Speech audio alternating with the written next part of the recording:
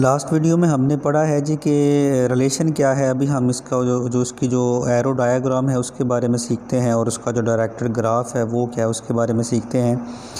कि let's say कि आपके पास एक सेट है और बी आपके पास ये सेट है और उस ए क्रॉस बी से आप एक रिलेशन डिफ़ाइन करते हैं फ्रॉम ए टू बी, और वो रिलेशन है जी 1y 2x 2y 3x, यानी आपने इसके कार्टेशियन प्रोडक्ट का कोई सबसेट लिया हुआ है जो कि रिलेशन है from A to B.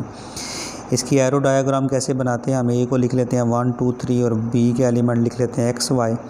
Are from A to B है तो इसको जिस तरह 1y है तो 1 को y के साथ आप इस तरह एरो की मदद से रिलेट कर देते हैं। 2x है 2 को x के साथ, और 3y है 3 को y के साथ भी 3x है 3 को x के साथ, इस तरह 2 को y के साथ कर देते हैं। जैसे मिसाल के तौर पर अगर मैं यहाँ पर एक रिलेशन और लिखता हूँ और 2 से कह लेता हूँ और वो भी फ्राम ए टू बी लिखता हूँ, और वहाँ पे मैं एलिमेंट लिखता हूँ 1x 2x 3y और 3x भी लिख लेता हूँ। ये तो इसका एरो डायग्राम बनाने के लिए आप क्या करेंगे, पहले आप ए के element from A to B है ना ये और 2, तो पहले ए के एलिमेंट 1 2 3 आपने लिख लिया। अब फिर बी के एलिमेंट आप लिखेंगे x और y। अब इसके मुताबिक 1x है ये आपने एरो डायग्राम बना दी, 2x है इसको भी यहाँ पे मैप कर दिया, 3y है इसको यहाँ पे मैप कर दिया, 3 को x के भी मैप कर दिए, इसकी एरो डायग्राम बन गया। अब तमाम रिलेशंस की बिल्कुल इस तरह सिंपली वो बना सकते हैं एरो डायग्राम। अब हम डायरेक्टेड ग्राफ देखते हैं कि रिलेशन का डायरेक्टेड ग्राफ कैसे बनाते हैं। ये आपके पास एक सेट है और इसी के ऊपर हम ए क्रॉस ए लेने के बाद ना इसी के ऊपर एक रिलेशन डिफ़ाइन करते हैं ये वाला, जिसके एलिमेंट हम ये लिख लेते हैं 0 0 1 3 2 1 2 2 3 0 3 1। तो ये एक बाइनरी रिलेशन आने है। इसका डायरेक्टेड ग्राफ क्या है, हम उसके एलिमेंट लिख लेंगे 0 1 2 एंड 3। तो ये ज़ीरो एलिमेंट मौजूद है तो हम एक एरो यहाँ पे डायग्राम एक एरो बनाएंगे जिसका जो इनिशियल और टर्मिनल पॉइंट जो है ना वो सेम रखेंगे। उसी पॉइंट के ऊपर 0 0 मौजूद है तो हमने ये इसकी इनिशियल और फाइनल पॉइंट एक कर दिए। अब 1 है, क्या 1 1 मौजूद है? नहीं है। 1 3 है तो 1 2 3 आपने ये देखें ये डायग्राम वो एरो बना दिया। 2 1 है, 2 से 1 की तरफ ये बना दिया। 2 2 है तो यहाँ पे एक लूप बना दिया 2 से 2 तक ये। 3 0 है तो 3 से 0 तक एक आपने एरो बना दिया। 3 1 है तो 3 से 1 तक भी आपने एक एरो बना दिया। तो इस तरह आप तमाम रिलेशंस के जो है वो डायरेक्टेड ग्राफ भी बना सकते हैं, जो कि बड़ा सिंपल और आसान है। इसके बाद इसकी हम मैट्रिक्स इसको फॉर एग्ज़ाम्पल अब एक और रिलेशन अगर आप ले लें, यहाँ पर और 2 और रिलेशन ले लें और वहाँ पे आप एलिमेंट रखें उसमें 1 1 रख दें।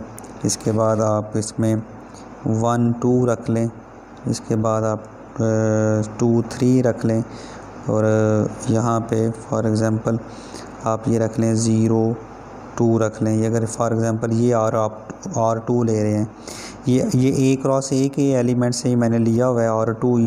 अगर इसका आप डायरेक्ट ग्राफ बनाना चाहें 0 1 2 एंड 3 है तो 1 1 है तो यहाँ से ये आप एरो इस तरह लगा सकते हैं। 1 2 है, 1 से 2 की तरफ एक ये एरो लगा सकते हैं। अब 2 3 है, 2 से 3 की तरफ ये आप एरो ये है। अब 0 से 2 है तो 0 से 2 आप ये आप लगा सकते हैं। तो ये इसका डायरेक्ट ग्राफ बन जाता है। अब इसमें इसकी मैट्रिक्स रिप्रेजेंटेशन क्या है जी, मैट्रिक्स रिप्रेजेंटेशन ऑफ रिलेशन।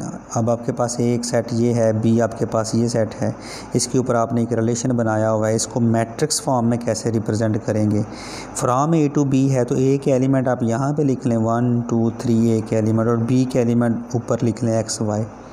अब इसको देखें 1y है, क्या 1 y वाला 1 और y ये इसके बिल्कुल नीचे आप 1 लिख लें। अगर ये मौजूद है ना 1y इस और में इस रिलेशन में ये वाला एलिमेंट 1y मौजूद है तो 1y उसके नीचे 1 लिख दें। अब 1x इसमें मौजूद नहीं है, देखें कहीं पे भी 1x के नीचे अब 0 लिख देंगे। 2x है तो ये 1 लिख दिया इसके नीचे। 2y मौजूद है जी 1 लिख दिया।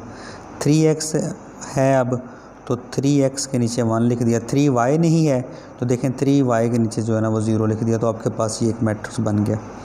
अब फॉर एग्जांपल आपके पास अगर ये मैट्रिक्स गिवन हो for the relation matrix M, और यहाँ से हम क्या करेंगे, लिस्ट दी, अब इससे जिस तरह हमने ऑर्डर्ड पेयर से मैट्रिक्स बनाया था, अब इस मैट्रिक्स से ऑर्डर्ड पेयर बनाएंगे। List the set of ordered pair represented by M, draw the directed graph. अब देखें इसमें से कैसे बनेंगे, 1 1, अब 1 1 मौजूद होगा इसीलिए यहाँ पे 1 है। अब 1 2 नहीं है, इसमें 1 2 नहीं लिखेंगे, 1 3 लिखेंगे, इसमें 2 1 लिख देंगे। ये देखें 2 2 नहीं लिखेंगे, इसमें देखें 2 और 2 के नीचे 0 है। 2 3 नहीं लिखेंगे, 3 1 नहीं है, 3 2 मौजूद है, 3 3 भी है। यहाँ देखें वो वाले एलिमेंट्स यहाँ मैंने वो इनकी मदद से हम इसके ऑर्डर्ड पेयर लिख सकते हैं। अब ये 1 1 है तो देखें इसमें 1 1 1 और 1 इसके नीचे 1 मौजूद है। इसी तरह आप सारे चेक कर सकते हैं। इसका डायरेक्टेड ग्राफ बनाने के लिए इसने 1 2 3 बनाया और 1 1 मौजूद है तो उसमें एक लूप बना दिया। फ्राम 1 to 3 आप बना सकते हैं। इसके बाद 2 to 1 आपने 2 to 1 ये बना दिया, 3 to 1 3 to 1। अब देखें 1 to 3 है, 3 to 2 है, 2 to 1 है तो ये 3 to 1 भी यहाँ पे आ जाता है। तो 3 to 2 है, 3 to 2 आपने बना दिया, 3 to 3 भी यहाँ पे आपने लूप बना दिया।